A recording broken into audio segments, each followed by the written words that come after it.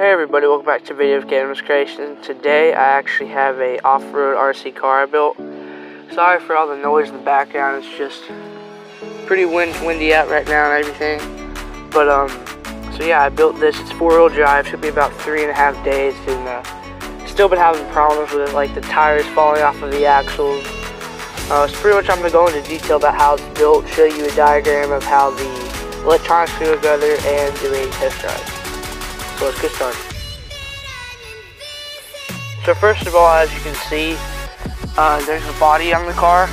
To me, it just makes it look nicer. I have plenty of these laying around. If you guys know or saw the video, it has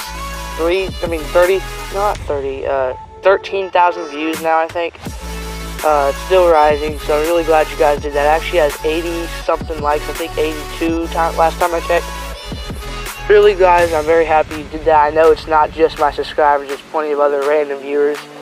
I'm very happy that happened, and pretty much that RC car body, it was like a Ferrari or Lamborghini, it was red and everything. It can fit on this. If you guys haven't seen that video yet, make sure to type up or just go to my channel. It's actually called How to Make an RC Car Go 3 Times Faster. Pretty cool video, and I'm pretty happy that it got that many likes and views. But yeah, so pretty much that body can fit on this and a bunch of other little bodies that I have. So pretty much it just looks like a big monster truck. So yeah, so here's the test drive course I'm going to do here. So it's going to be pretty fun.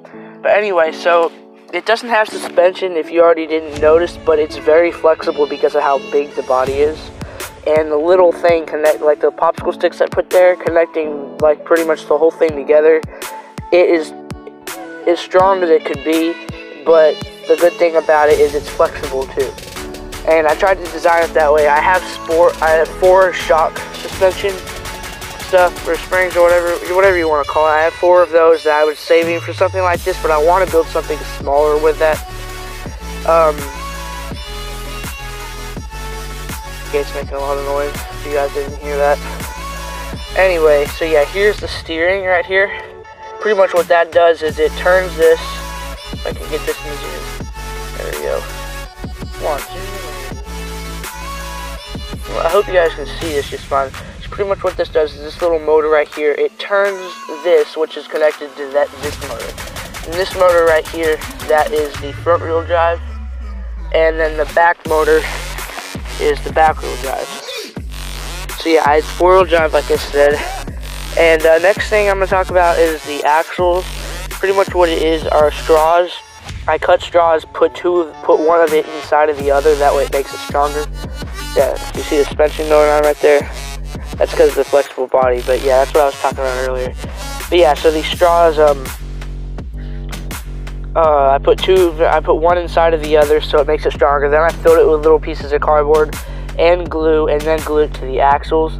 The bad thing about this, but I feel like it's stronger than the front, which doesn't make any sense, is it actually has like a tiny thing. It's like white, about that big. It's pretty small, but it works pretty well, and I was able to glue it on, and it still hasn't come off.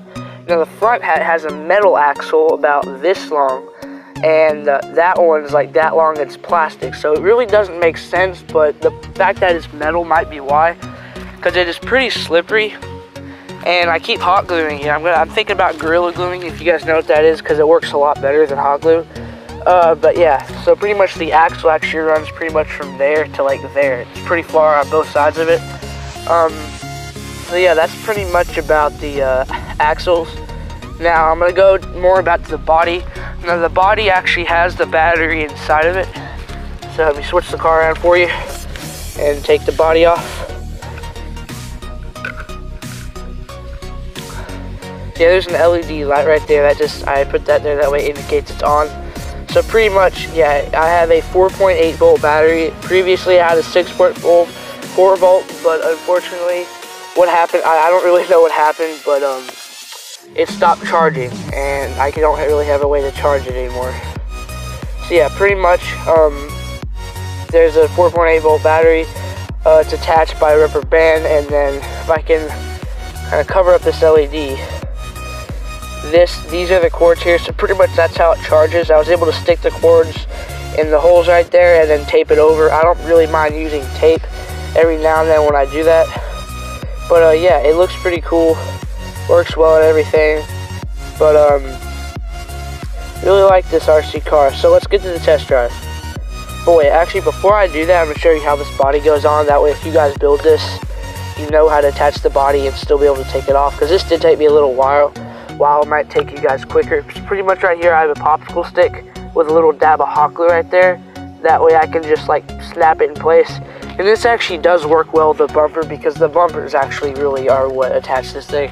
Then the back I have two popsicle sticks right here. I don't know if I said hot glue stick. And pretty much what it does is it just goes into the bumper like that. And on the other side, in this one, it's tighter than the front. So it actually, it holds itself in place without me putting hot glue there. I can actually pick it up just by the body. I'm not even like, oh, whoops, fell off. Sometimes that happens. I need to add more hot glue to the front of it. But before I could actually pick it up just by the body. So let's get to the test drive. Alright, now I'm doing the test drive. So it's very, very hard to do this because, sorry if my finger gets in the way, I'm trying my best not to do that. I have to control this plus, I have to control the car plus hold the camera. But as you can see, sometimes it struggles to overtrain. And the 6.4 volt battery was a lot better because it gave it more power, but when it stopped charging, it wouldn't hold its power.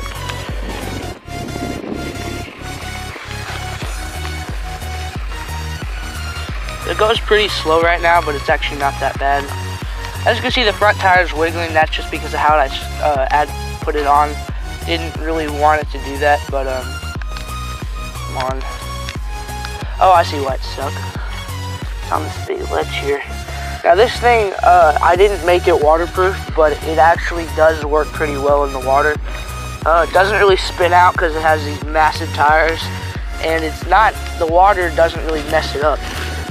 So, but I do recommend, well, don't be stupid like me. I do recommend waterproofing it first, and if you don't know how to do that, there's a lot of methods that, but to me the easiest way that works pretty well is just using Gorilla Tape. I haven't done that yet, but I'm planning on doing it. Right now, I tested this out a while ago. I put a motor fully underwater, nothing surrounding it, not even a case, and it just spun underwater. So I don't really think water affects motors, but the only thing it can do is it can make it rust. So that is definitely a problem, because over time, if I put this in the water too much, it'll start to rust, and then I'll have to replace the motors and everything. I really don't want to have to do that. Alright, sorry if you can't really see the car that well. I'm doing my best. Get it out of here. I don't know if you guys really think this is pretty cool or not. I did, so I thought I would share it with you guys. I haven't uploaded a video in a while either. I'm going to try to be uploading content more often. It's just pretty hard to.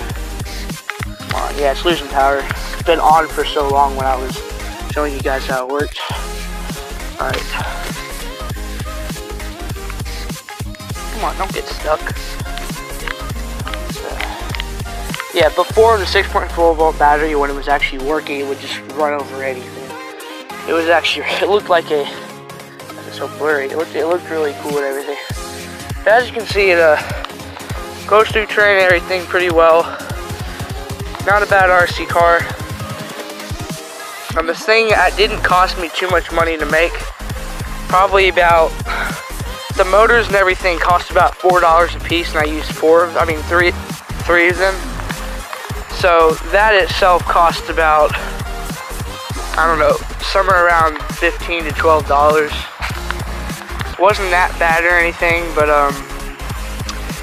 then the